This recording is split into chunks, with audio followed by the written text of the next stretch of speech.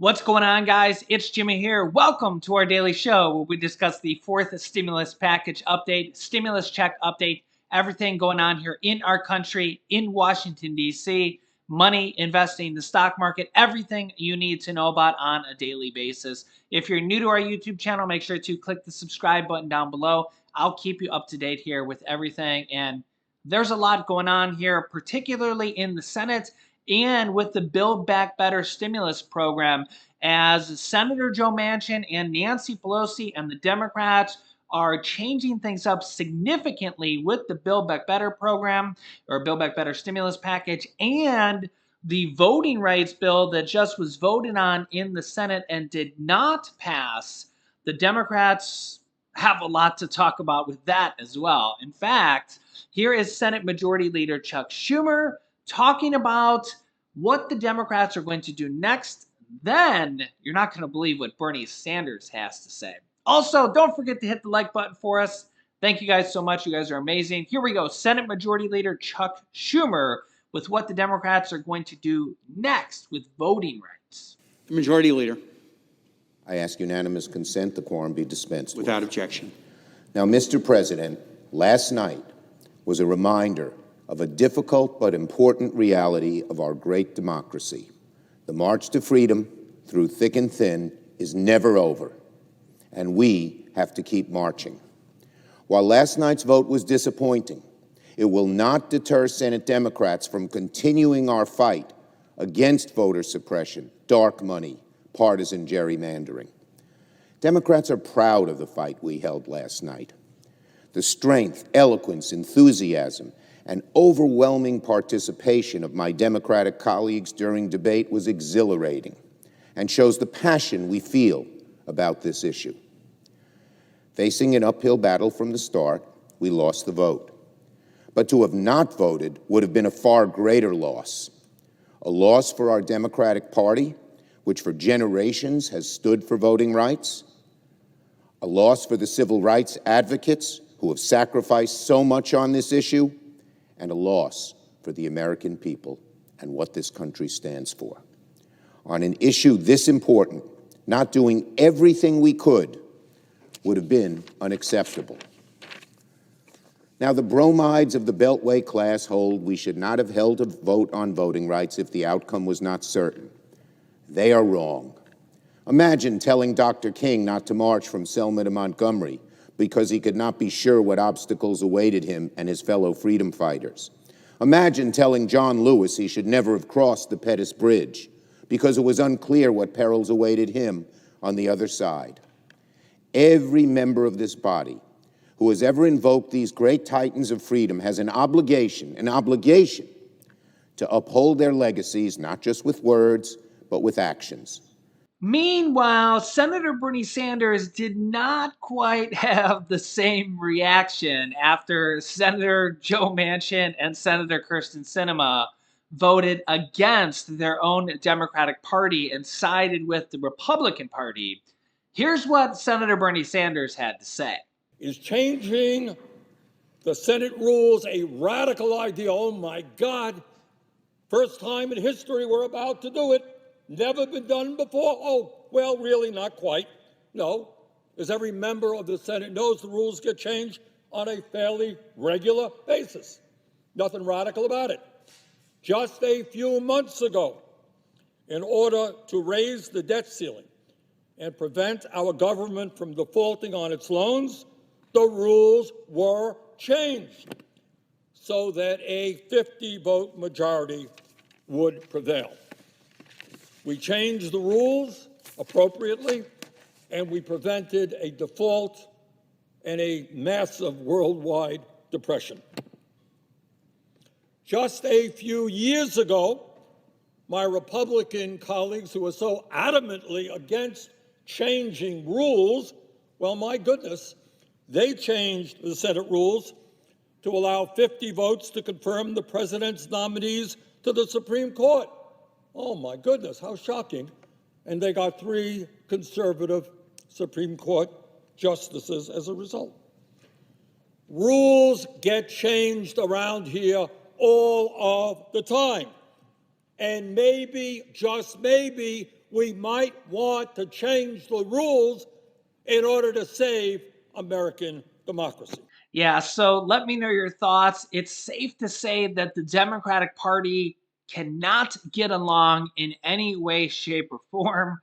And the Republican Party is probably just sitting back there saying, probably just, I don't know, laughing. You can let me know your thoughts. Meanwhile, the Democrats are now shifting focus back to stimulus and the Build Back Better package and going to have to deal with Senator Joe Manchin as well. Here's what Nancy Pelosi had to say about that. The president indicated yesterday chunks of it could get passed, and I'm sure you heard what he said. I wonder what you think of that statement. And I have a couple of parts here. He said the child tax credit free community colleges might drop out. And just what should we expect when it comes to the BBB going forward? Well, let me just say, chunks is an interesting word. Not my word, that's what he said. No. The president has such a commitment to the values that are contained in this legislation, the reconciliation bill.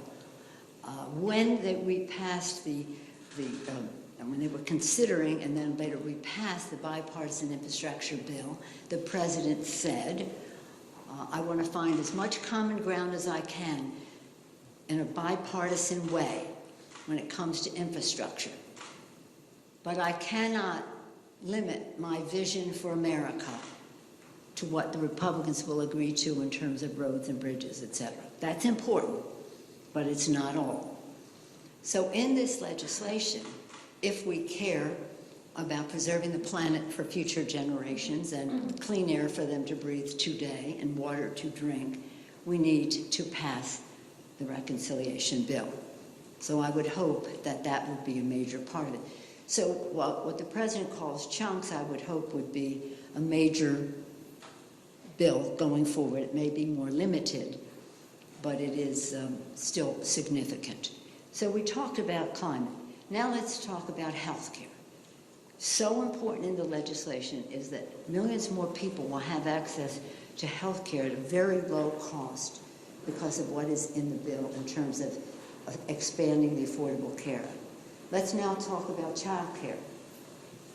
Child care in the bill, whether you're talking about the child tax credit, or you're talking about child care, or you're talking about home health care that might include a child, or an older sibling or a parent, or you're talking about universal pre-K. All of this lowers cost for care and is transformative in the lives, especially of women in the workforce. So we have to have, if our economy is going to succeed, as you know, we say when women succeed, America succeeds. If we're going to have the full benefit of women and newcomers, and when I say newcomers, people of color who have not been in some of these traditional jobs, to expand what that means, we have to have care at home, whether it's for children or, again, older siblings or parents. So there are big chunks of the bill that have to be contained in the bill. But remember this, that this is a reconciliation bill. So when people say, let's divide it up, no, they don't understand the process. What can we agree upon? And I'm sure that we can agree upon something significant. Call it a chunk if you want, but whatever you call it, we want it to be able to make a difference in transforming the workplace by honoring work, by respecting the fact that there are families that have to make decisions between home and work, and again, protecting the planet. So I'm optimistic. I'm optimistic. Yeah. So House Speaker Nancy Pelosi says there are big chunks that are going to have to stay in the bill. What is with all this talk about chunks? Who came up with chunks of the bill? It's not the greatest of words at all. I think that Nancy Pelosi even um, related to that as well. She said, "I don't like that word either. It's just kind of like why are we talking about chunks?" Yeah, it's Yeah, 2022 is just kind of started off that way, right? But yeah, I guess they're going to be actually renaming this bill. It's no longer going to be called the Build Back Better bill, potentially. Nancy Pelosi kind of started with that. And then Joe Manchin has also said this. Joe Manchin says that the talks are going to start, quote, from scratch. Now, this could be actually good news because a lot of people think that this bill needs to be redone. They think that this bill needs to have a lot more things added to it, and this bill needs to be reworked. So, this does create an opportunity to have the bill, well, started from scratch, to be reworked, to have the bill rethought, and to have anything redone, at this point. So, in some ways, this could be good news. This could be bad news, depending on how you look at it. But we know that Senator Joe Manchin really kind of wasn't for the Build Back Better package at this time. He wanted changes with it to get his vote, which is, again, Joe Manchin's kind of a on his own type of guy, right? We think about, remember, the Democrats are, we're talking about, mostly the Democrats now in regards to this stimulus package. Remember, there's also potential other stimulus packages here being discussed. But when we talk about Build Back Better, it's mostly just Democrats only, because Democrats are trying to pass it all by themselves through the reconciliation process. Remember, the Republicans used the reconciliation process back in 2017 for the 2017 Trump tax cuts. So both parties use the reconciliation process. It's not just like this is an unprecedented thing. Okay. But, okay, so the Democrats passed it in the House. All the Democrats voted for it, I think, except for one. So all the Democrats are pretty much on board with it. But in the Senate, they can't pass it mostly because of Joe Manchin. Maybe Kirsten Sinema as well. She hasn't really told us yes or no. I personally believe that if Joe Manchin wasn't there, I think they'd be able to get Kirsten Sinema on board.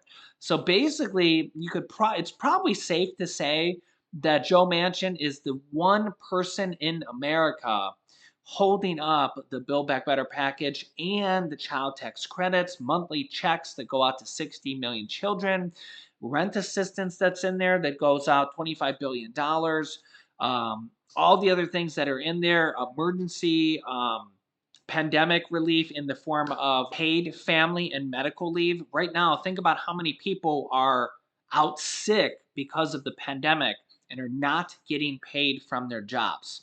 Millions of people.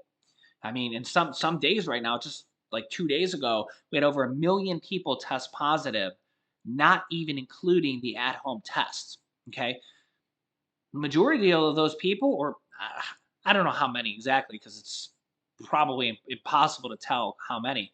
A lot of people in America right now do not have paid medical leave from their jobs. Okay, so they just don't get paid when they take sick leave, when they take medical leave. Some people may have vacation days that they can take, but if they don't have that, or if they only have a few days left, they run out. And then they also can't take any more for the rest of the entire year. Okay. Also, if they need 5 days or 10 days of quarantine, or if they're sick for an extended period of time, they just they get no more pay. And you got to think about right now that there's 25% of Americans are behind or cannot pay all their bills. So let's just think about all the different things in Build Back Better, things that we should have had for a long time. We're the only first world country to not have paid family and medical leave. Again, that's just one of the things in there. Think about all the uh, women that go and they're pregnant, they go to have a baby, and they don't have medical leave, paid family and medical leave. Just one of the things in there. Think about reducing the cost of childcare. Some families pay as high as 21% of their income on childcare. Yeah, it's extremely, extremely expensive. So we're talking about working families here. Mom goes to work, dad goes to work. My dad worked at a grocery store for like 40 years, and my mom went to work as well. And I had to go to childcare. I actually went to the YMCA for several years, after school programs as well too, and they had to pay for that. So nowadays, even if it's like 200 bucks a week, what is that? $40 a day. That's like $10,000 a year. So, I mean, there's so many different things that can just be extremely expensive, as well as lowering the cost of prescription drug pricing. Again, just another one of those things. Why are we the only, or why are we the number one country that pays the most money for prescription drug pricing in the world? We pay more than any other country that there is. We pay more. We just get gouged on that completely. So lowering the cost of that, having Medicare and Medicaid, having the government be able to reduce the cost of that by lowering, being able to, by law, negotiate prices and be able to have several different things by law that they're able to lower the cost of that. That's a good thing. That's a good thing. Again, it's just there's so many different things in here that kind of make you think that we should have had this for a long, long time. That would lower the cost of prescriptions for over 100 million people potentially here in the United States. A lot of different things here. Let me know your thoughts here in the comments. Also, want to share this story with you kind of in today's episode of You Can't Make This Stuff Up. Yeah, seems like there's been a lot of that stuff here in 2022. Check this out. Yeah, you can't make this stuff up here. An American Airlines flight going to London had to return to Miami mid-flight in the air. They had to turn the whole flight around after a passenger refused to wear their mask. So imagine this. Imagine you're on a flight. You're going from Miami to London. And there's one person on the flight who refuses to wear their mask. And they have to turn the entire flight around because of this one person. Could you imagine that?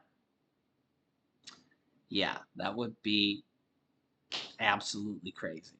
Yeah, you can see here an American Airlines flight from Miami had to turn around on Wednesday night after a disruptive passenger refused to wear a mask, the airline said. American Airlines Flight 38 was headed to London with 129 passengers on board when it had to turn back. The plane landed safely in Miami International Airport when the flight was met by police, the airline said. Police said the passenger, who was not arrested, is a woman in her 40s. Quote, "We thank our crew for their professionalism and apologize to our customers for their inconvenience." The flight was apparently in the air for about an hour and a half before it had to turn around. Passengers had to get off the plane after it returned to Miami, and some spoke to the station about it. Quote, "Everyone was shocked." Another passenger said she was disappointed. They wouldn't really say anything, and I don't believe they told the flight attendants anything either, because they said all they could say was there was an extreme incident with a passenger and they had to turn around, she told the station. The Federal Aviation Administration said it's seen a disturbing increase in the number of incidents involving unruly passengers. As of Tuesday, the agency said it's received 151 reports of unruly passengers so far this year, just in 2022, and 92 related to masks. Yeah, so let me know your thoughts. 2022, if you've been looking for some excitement, I guess, has not disappointed. So let me know your thoughts. I'll keep you up to date here. Make sure to click the subscribe button down below if you haven't subscribed to our YouTube channel yet, so you don't miss out on new videos that come out here every day at 10 a.m., 3 p.m., and 8 p.m. Eastern Standard Time. I'll keep you up to date here with everything, and you can click here to watch my newest video next. Thanks for watching, guys, and I'll see you in the next video.